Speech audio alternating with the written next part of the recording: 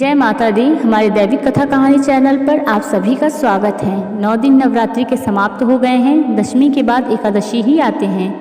हिंदू धर्म के अनुसार आश्विन मास के शुक्ल पक्ष की एकादशी के दिन पंपाकुशा एकादशी का व्रत किया जाता है। प्रत्येक एकादशी तिथि भगवान श्री हरि विष्णु को ही समर्पित होती है। वैसे तो हर माह में 2 एकादशी तिथि आती है, एक शुक्ल पक्ष में और दूसरी कृष्ण पक्ष में, लेकिन पंपाकुशा एकादशी का अलग ही महत्व होता है। पंपाकुशा एकादशी का व्रत रखने से श्री हरि विष्णु प्रसन्न होते हैं और भक्तों को कभी धन दौलत सुख सौभाग्य की कमी नहीं होने देते। मान्यता के अनुसार इस व्रत को करने से पापों का प्रायश्चित होता है और व्यक्ति इस लोक के सुखों को भोगते हुए मोक्ष को प्राप्त करता है। ऐसे में चलिए जानते हैं कि एकादश व्रत की तिथि, शुभ मुहूर्त, महत्व और पूजन विधि क्या है। आश्विन शुक्ल की पंपाकुशा एकादशी तिथि 5 अक्टूबर 2022 को दोपहर 12 बजे से आरंभ होगी। इसका समापन अगले दिन 6 अक्टूबर 2022 को सुबह 9:40 पर होगा।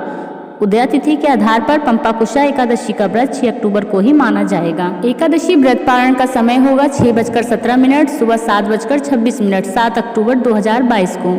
एकादशी व्रत का पारण द्वादशी तिथि खत्म होने से पहले ही करने का विधान है, नहीं तो जातक को व्रत का फल नहीं मिलता, साथ ही वह पाप का भागी भी बनता है।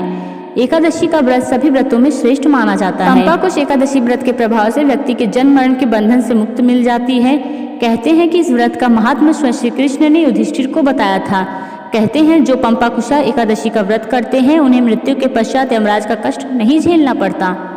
एकादशी तिथि को प्रातः उठकर स्नान आदि करें और स्वच्छ वस्त्र धारण करके व्रत का संकल्प लें। फिर कलश स्थापना करके उसके पास में आसन पर भगवान विष्णु की तस्वीर स्थापित करें।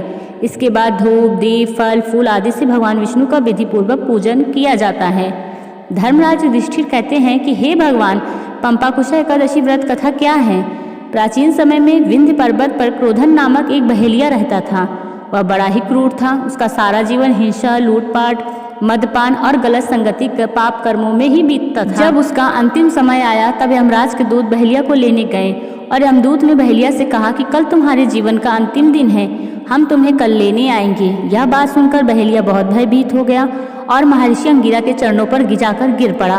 प्रार्थना करने लगा, हे ऋषिवर, मैंने जीवन भर पाप कर्म ही किए हैं, कृपया कर मुझे कोई ऐसा उपाय बताएं जिससे मेरे सारे पाप मिट जाएं और मुझे मोक्ष की प्राप्ति हो जाए। उसके निवेदन पर महर्षि अंगिरा ने उसे आश्विन शुक्ल की पंपाकुशा एकादशी का विधि पूर्वक व्रत करने को कहा। महर्षि अंगिरा के कहे अनुसार उस बहेलिये ने यह व्रत किया और किए गए उसके सारे पापों से उसे छुटकारा मिल गया और इस व्रत पूजन के बल से भगवान की कृपा से वह विष्णु लोक को गया। जब यमराज के दूत ने इस चमत्कार को देखा तो बहेलिया को बिना लिए ही हम लोग वापस लौट गए।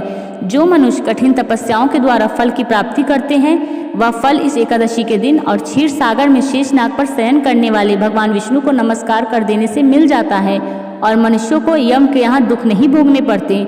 भगवान विष्णु का ध्यान स्मरण किसी भी रूप में सुखदायक और पापनाशक है, परंतु पंपाकुशा एकादशी के दिन प्रभु का स्मरण कीर्तन सभी फलों एवं पापों का विनाश हो जाता है। हमारे द्वारा दी गई जानकारी अगर आपको अच्छी लगी हो तो हमारे चैनल को सब्सक्राइब जरूर करें।